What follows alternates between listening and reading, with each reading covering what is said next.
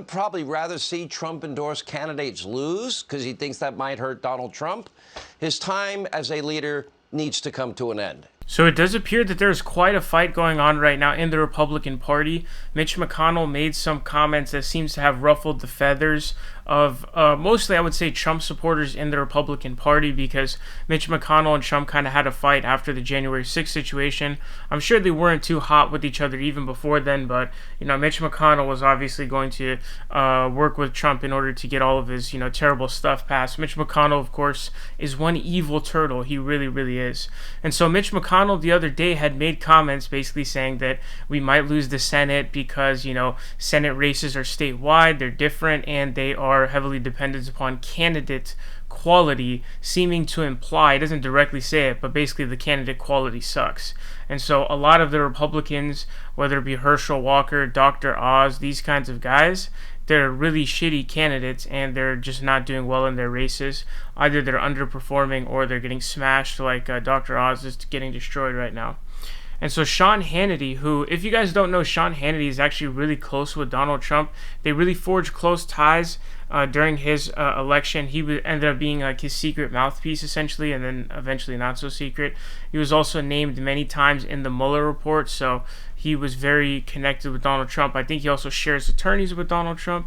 And here is what Hannity had to say in response to Mitch McConnell. Check it out. And yet you don't hear Chucky Schumer complaining about candidate quality in Pennsylvania. How about you get out there, Mitch, and fight for your team?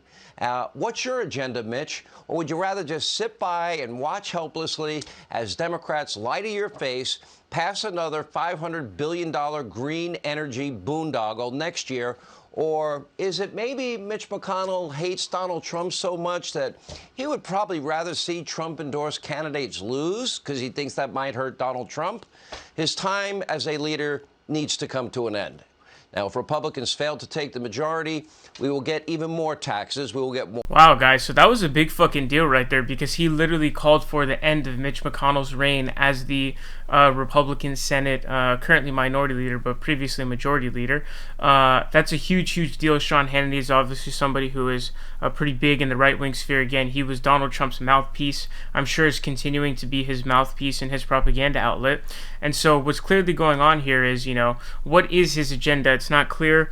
Also, the Democrats ended up outmaneuvering the Republicans in the Senate, because what I think ended up happening was, I think the Republicans in the Senate only voted for the CHIPS Act based on the idea that, the Inflation Reduction Act, which ended up later getting passed based on like a party line vote, that, they would have not voted for the CHIPS Act had they known that they were going to pass the Inflation Reduction Act. And they did the CHIPS Act.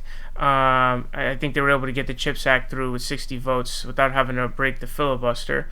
So, they were able to do that. So they also kind of got outmaneuvered there. So is Mitch McConnell's leadership genuinely dying down? It may be. It could possibly be. Also, what's very clear here is that obviously he's a Trump supporter, and he believes that he's not supporting these candidates because, to be honest, like candidates like Dr. Oz and Herschel Walker, these are very questionable, weak candidates. And I don't really think he's super excited about Herschel Walker or these guys and these people who Trump is putting in, because I do think that he doesn't really fuck with Trump. I don't think he ever really has, but he just used him in 2016 when he became president in order to pass a bunch of right-wing stuff and put a bunch of Supreme Court justices who are right-wing radicals and then also radicals on the federal level on the courts.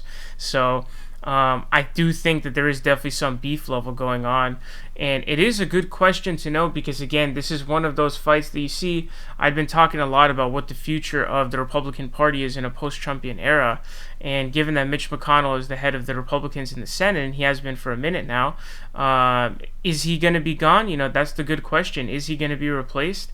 And so it's really interesting to see what is his agenda. I'm not really sure.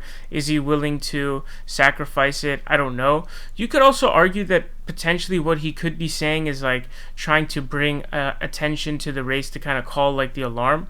I remember when like Nina Turner was like destroying Chantel Brown in that one big ass poll, and I actually think that like sharing that poll was actually a big mistake, because I think that actually allowed the Chantel Brown campaign and all of her supporters or potential supporters to really like sound the alarms and go like, man, the stations, like we need to go, we need to get this going because this is dying fast. So sometimes that him coming out and saying it could potentially maybe like, warn people and bring people out and get them to come out to vote and bring them to action. I'm not really sure what the strategy there is, but I do think that he's obviously old as crap. He's a very old turtle, very evil one too. So his leadership, I think, regardless, is going to come to an end soon.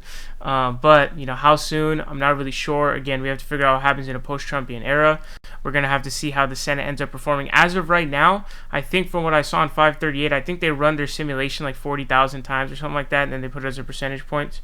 It says 61 out of 100 times Democrats get a majority, and I think it's like, it's 39 for the Republicans. So it keeps going up, keeps trending upwards for the Democrats, and I think it was even like 60-40 in favor of the Republicans just a couple months ago or some months ago. So they're obviously covering a lot of ground here. This is not looking good for them, and it's good that the Democrats will be able to at least retain the Senate. But super interesting stuff. Let me know your thoughts down below. Is McConnell gone soon? What's going to happen in a post-Trumpian era for the Republicans and Republicans in the Senate?